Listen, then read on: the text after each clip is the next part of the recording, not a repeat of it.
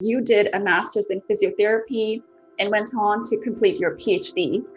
It's so great that you're working on closing that gap between the best practices and the real world, because that's often the criticism we hear, that it takes so long for research to, get published and actually help us in the real world. So did you always know that you wanted to go this route? Can you share a little bit about your background and what this journey has been to getting where you are today? Short answer, no. I didn't always know I was going to go this route. And I think even if I project that onto the next few phases of my career, I don't think I can tell you where that's going to go in terms of roles or opportunities. But as I reflect, I think what becomes clear is the type of work that engages me has been fairly consistent. And now that I'm able to identify that, I do see the common thread that pulls through things. So, going back to sort of elementary school, I was always the kid that asked why and wanted to understand how things work. It wasn't enough for me to be told what we needed to do. I needed to understand the rationale. So fast forward to university and my master's, it's not surprising that I pursued education in an area that really equipped me with a systematic approach for solving problems, both clinically when it comes to my physical therapy degree, and then more from a scientific research perspective in my PhD. So not only with that systematic approach, but both of those degrees equipped me with the tools to operationalize that approach, whether it's for clinical assessment or sort of, higher level or more abstract problem solving when it comes to health services research. And it really wasn't until after I graduated from my PhD that I really took the time to stop and reflect and try to make sense of what felt like unrelated and sort of meandering steps in my career. And it's interesting because when I speak to others, as often happens in life, their external perception was that, things made sense and I was taking straight line steps forward. But my experience of it was much more meandering. And as I started to equip myself with either the clinical assessment or the scientific assessment, it mattered to me that we could leverage what we know, irrespective of where that evidence comes from, to actually have an impact. So I would say it's the problem solving and the impact, now when I reflect, that really drives, lights my fire, drives what I decide to pursue in my career. And I imagine that thread will stay consistent no matter where I decide to grow from here. And you did practice as a physiotherapist for a little while after graduating. I did for a few years. I got to a point where I have 2 children. When I was 6 months pregnant with my first son, I sort of decided I can't maintain my clinical skills and my scientific skills to the standard that I set for myself, and I had to let one of them go.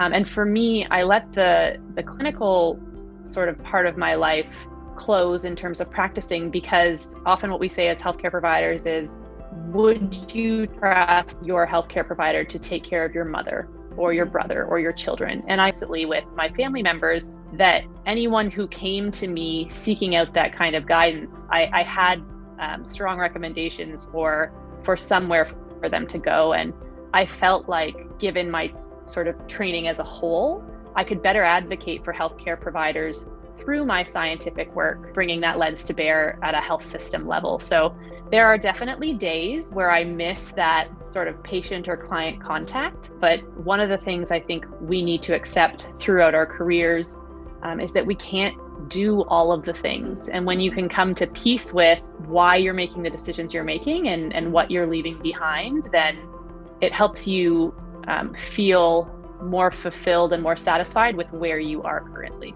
Yeah, that's so well said. Knowing your why, like, why are you doing that? Because most times I think we go through life, especially when we're choosing our undergrad or our master's, it's just because everyone else is doing that. Yeah, and we can't understate the influence of inertia. It is, I say to the women that I mentor, both those junior to me and my colleagues, that at least twice a year, so for me it's about every 6 months, I find myself caught up in that same inertia, and I have to stop and explicitly invest in the time to reflect on my why. And it's so important to me, but also recognizing that your why will shift and that's okay. But knowing and accepting that that why is central to who you are makes it a lot easier from my perspective to navigate and articulate. But also related to that, how you define your why is for, I don't want to overstate, but exclusively the women that I speak to, all of them have had to rely on their circle and other women within their network to help them step back and see the forest for the trees to articulate their why, because we get so caught up in the day-to-day and not just professionally, but personally, that it's hard to disentangle that inertia from the fire inside of you and the things that you really like to engage in, that you draw energy from. And I'm curious, Laura, what is your why? Closing that gap between sort of what we know and what we would like to achieve. And the reason I frame it that way is because it not only applies to moving scientific evidence into practice, but it applies to sort of my other passion, which is performance improvement and growth on an individual level. So if you can be clear about where you are and where you want to go, you can draw on psychology and leadership literature to close that gap. You know, distilling that down a little bit more, it's really about realizing potential, whether that's for systems, for people, for organizations. Only recently, and by that I mean in the last few years, did I come to truly understand that when you can articulate your why, you become less anxious or even concerned at all about what you're doing, because it takes care of itself. When you're clear on why you're doing what you're doing, how that shows up and what you do doesn't matter, because that why is consistent. And I think, at least for me, for the first 25 years of my life, the first question people ask you is, what do you do? And so we're just socialized to think about the what. So it takes a lot of cognitive repatterning to focus on that why. Yeah, that's so true. You know, you just need to know why you're doing it and you'll figure out the way. The way shows up as you go. It totally does. And through the work of self-reflection and taking stock of, at whatever intervals make sense for you, the things you enjoy and the opportunities that might be available to you.